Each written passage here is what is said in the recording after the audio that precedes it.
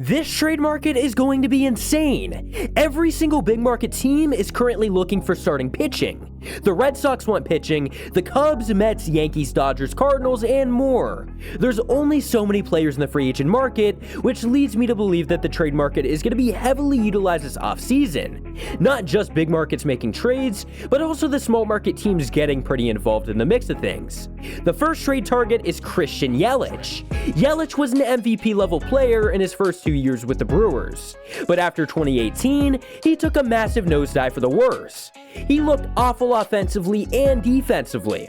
Until 2023. 2023 ended up being his best season since 2018. He put up a .278 batting average, 19 home runs, and an OPS of .818. He's a good option for any team that needs help in the outfield. If there's any team that wants to fix their lineup and their outfield, it is the New York Yankees.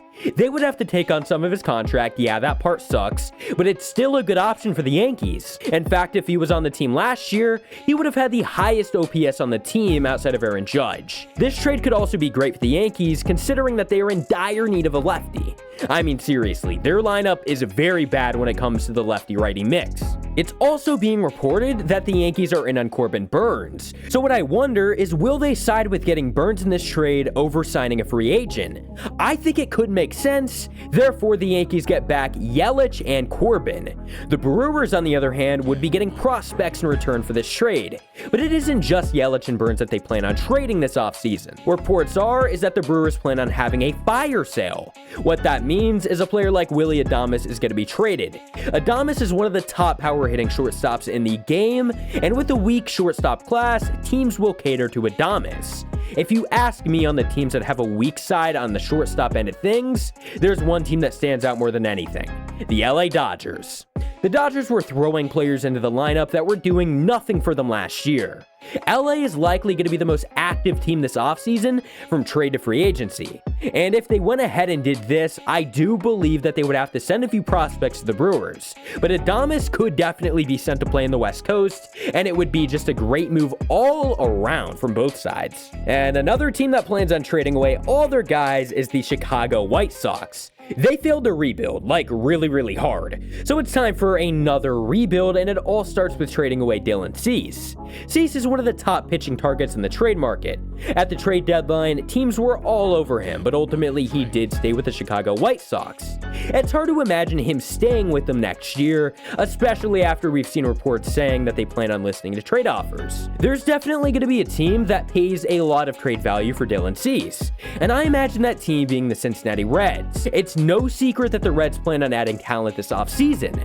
They want to be aggressive and win the NL Central. Their way to win the Central is by bringing in Cease. I think the Reds are going to have some trouble landing some of the top pitchers because of the bigger markets that are going to be going after these guys. But the trade market, yeah, it makes way too much sense for the Reds and Dylan Cease. Dylan's season was good. The stats may not say so with the .458 ERA, but he had plenty of good starts. Yes, it was a bumpy road, that much is certain, but automatically he is an improvement in their rotation. The next guy is going to be yet again another starting pitcher. Clearly by my free agent video and this video, pitching is the name of the game this offseason. Teams are dying to improve their rotation, and I would imagine that is going to be the Cubs this offseason. They'll land a starting pitcher for sure in free agency, but I don't think it will be enough. Therefore, there is someone that they could easily trade for: Tyler Glasnow. He's been good for the Tampa Bay Rays when he's pitched, but it has not entirely worked out. He's had injury trouble and is at his top value in a long time. The biggest thing to consider here is that his salary is going to be $25 million. The Rays are known not to spend money. Why would it be any different this offseason? Well, the truth is that it will not, and they will end up trading him to the Chicago Cubs. It would be a solid home for him, especially for a team that is in need of replacing Marcus Stroman. The only bad part for Chicago in this trade is that they will need to give a top prospect or two, whether that be Kevin Alcantara or Cade Horton. What about the teams that are in need of another outfielder? Specifically, an elite one. And I think everyone is talking about the Yankees, but I do not think that they will be the team to get a Juan Soto trade done. I think that they are going to focus more on Cody Bellinger and, of course, on making a trade for Christian Yelich. That is what they're going to focus on. But another team is going to be landing Juan Soto, and that team is the San Francisco Giants. They are in desperate need of bats. They missed out on Aaron Judge and Carlos Correa. They're tired of being the interest kings. They want to be the team that actually lands a superstar. Soto is going to be that guy, and why not do it? You have the prospects, and they are definitely not looking to trade major league talent. So yeah, just go ahead and send some prospects over, and you can land yourself a Juan Soto. And, you know, sure, you are dumping your farm technically, but it's definitely worth it. And speaking of dumping your farm, let's talk about the Dave Dombrowski-led Phillies. He's made plenty of blockbuster moves in his time with the Philadelphia Phillies, and of course his time with the Red Sox several years ago. He knows that right now is the time to win for Philadelphia, but they need talent. A report came out saying that they could trade Nick Castellanos, and you already moved Harper to first base, plus Schwarber is a full-time DH. This means you are in desperate need of outfield help, and who better than Mike Trout to trade for? Trout wants to get into the playoffs and winning baseball. Dombrowski is more than willing to do what he needs to in order to get Philadelphia a World Series win. The only thing that could stop this trade from happening is the Angels' inability to choose a direction for the franchise. We never know if they want to contend or rebuild. This would be a statement that they have a plan and that plan is to rebuild with prospects. They would of course have to move on from Trout, but this would be absolutely huge for Philly on the other hand. Trout gets talked about as a player who's washed, but the truth is, he is not at all. In fact, he's more than capable of giving Philadelphia an elite season. Yeah, he may not be what he once was, but he's still really damn good. And speaking of really damn good, what about Pete Alonso? I'm actually not sure what happens with him or if he will get traded, but this is going to be more so a hypothetical for if it did happen. He's a home run machine and automatically is a cornerstone franchise player for any team. The Mariners want to improve badly, and I mean truthfully, they have a great pitching staff. It would be a shame if the lineup was a thing that costed them a playoff run or even a World Series run. They have a top 10 farm system in baseball, and the Mets want to build their farm badly. So why would the Mets pass this up? They want to build up their farm. The Mariners can get this done.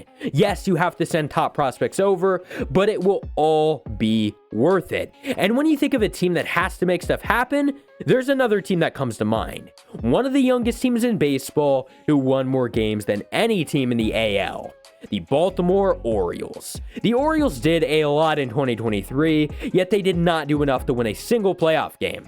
The pitching staff simply just wasn't good enough. I mean, the pitching lacks a lot, and that's the Orioles' true number one weakness and need. And what is such a loaded market, I don't expect them to do a whole lot outside of Michael Wacha. But when talking about a big name that they could land, I resort to Shane Bieber in the trade market. Bieber has been sensational with the Guardians. He has a career .327 ERA and is only 28 years old, so he's still young, and of course he has veteran experience. This is exactly the guy that the Orioles have been searching for. I believe he could be a true top-of-the-rotation guy, and they have the best farm system in baseball. Go make this trade happen. You got to trade for some talent, capitalize on the young team, win a World Series for the sake of Baltimore. In the meantime, this trade makes sense for the Guardians because, of course, they've been trying to build up their farm, and this trade exactly does that. Our last player is going to be yet again another outfielder. Outfielders are pretty common this offseason, but this guy's value is actually going to be pretty decent.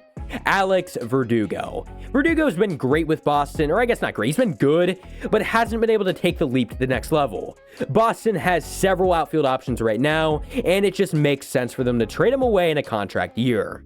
There's two things that Boston wants, an infielder and starting pitching. There are two teams that I look at when I say that, the Yankees and the Mariners. The Mariners would likely be able to land Alex Verdugo and a few prospects in exchange for Logan Gilbert.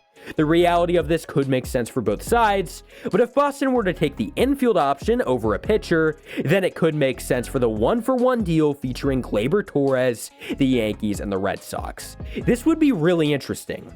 The Yankees would land Verdugo, the Red Sox would get Torres. Again, the Yankees need a lefty, and the Red Sox need a righty. This trade solves both. But at the same time, I'm just not too sure about the rivalry and all that stuff. If this trade will actually happen, although we have heard rumors about it, I think it makes most sense for the Mariners to make the trade. Anyways, that's all I have for you guys today. I hope you guys enjoyed. Subscribe if you haven't already, and peace out.